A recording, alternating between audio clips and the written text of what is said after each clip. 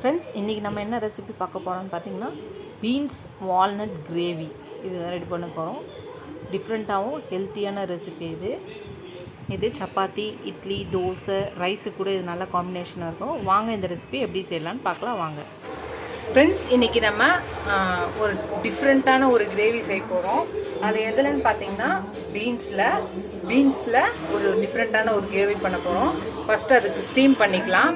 அடியில் தண்ணி வச்சுருக்கேன், மேலே ஸ்டீமர் வச்சுட்டு இப்போ இதை பீன்ஸை கட் பண்ணதை இதில் வச்சு மூடிடலாம். இது வேகட்டும்.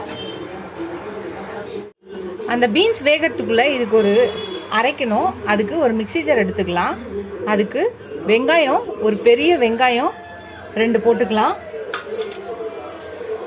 ஒரு 4 பல்லு பூண்டு போட்டுக்கலாம். அப்புறம் ஒரு துண்டு இஞ்சி போட்டுக்கலாம். காரத்துக்கு ஏற்ற மாதிரி 2லேருந்து 3 பச்சை மிளகாய் போட்டுக்கலாம். அப்புறம் கொஞ்சம் கொத்தமல்லியும் போட்டுக்கலாம். இப்போ இது நல்லா, இப்போ மெயினான இன்க்ரீடியன்ட் இந்த டிஷ்ஷோட ஸ்பெஷல் அப்படின்னு பார்த்தீங்கன்னா வால்நட்ஸு. இது வால்நட்ஸ் கிரேவி தான்.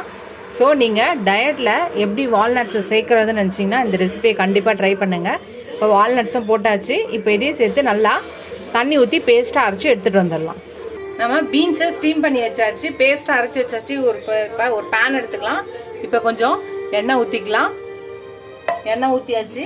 இப்போ இதில் சீரகம் 1 ஸ்பூன் போட்டுக்கலாம். ஜீரகம் வெடிச்சிச்சு. இப்போ நம்ம ஸ்டீம் பண்ணி வச்சுருக்க பீன்ஸை போட்டுக்கலாம். இப்போ அரைச்சி வச்ச இந்த பேஸ்ட்டை போட்டுடலாம். இப்போ இதுக்கு தேவையான சால்ட் 1 ஸ்பூன் போட்டுக்கலாம். கரம் மசாலா 1 ஸ்பூன் போட்டுக்கலாம். சில்லி பவுடர் 1 ஸ்பூன் போட்டுக்கலாம். தனியா பவுடர் 1 ஸ்பூன் போட்டுக்கலாம். இப்போ தயிர் கொஞ்சம் ஊற்றிக்கலாம். இப்போ இது எல்லாத்தையும் நல்லா சேர்த்து மிக்ஸ் பண்ணிக்கலாம். மிக்ஸ் பண்ணிட்டு கொஞ்சம் தண்ணி ஊற்றிக்கலாம். எல்லாத்தையும் நல்லா மிக்ஸ் பண்ணியாச்சு. இது நல்லா கொதிச்சு பச்சை வாசனை போயிட்டு வர வரையும் நம்ம கொதிக்க விடலாம். இது நல்லா கொதிச்சு வரும்போது கொஞ்சோண்டு கஸ்தூரி மெத்தியை நல்லா வெந்தயக்கீரை கசக்கி இந்த மாதிரி போட்டுக்கலாம். அது போடும்போது இன்னும் ஃப்ளேவராகவும் இருக்கும். அவ்வளோதான். இன்னும் ஒரு 2 நிமிஷம் இது கொதிச்சா போதும்.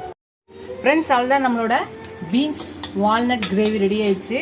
சர்வ் பண்ணியாச்சு. சப்பாத்திக்கு இது ரொம்ப ரொம்ப பயங்கர நல்ல காம்பினேஷனாக இருக்கும். நீங்கள் இட்லி, தோசைக்கு, ரைஸு கூட நீங்கள் இதை ட்ரை பண்ணலாம். ட்ரை பண்ணி பார்த்துட்டு எப்படி இருக்குன்னு சொல்லுங்கள். இந்த வீடியோ உங்களுக்கு பிடிச்சினா லைக் பண்ணுங்கள். ஃபஸ்ட் டைம் என் சேனலை பார்க்குறவங்க சப்ஸ்கிரைப் பண்ணிட்டு பாருங்கள். உங்கள் ஃப்ரெண்ட்ஸ்க்கு இந்த வீடியோவை ஷேர் பண்ணி செஞ்சு பார்க்க சொல்லுங்கள். உங்களுக்கு செய்தெல்லாம் யார் செஞ்சு தருவாங்களோ அவங்களுக்கு செஞ்சு தர சொல்லுங்கள். இதோட அடுத்த வீடியோவில் அடுத்த ரெசிபியில் பார்க்கலாம். Tata, bye bye friends.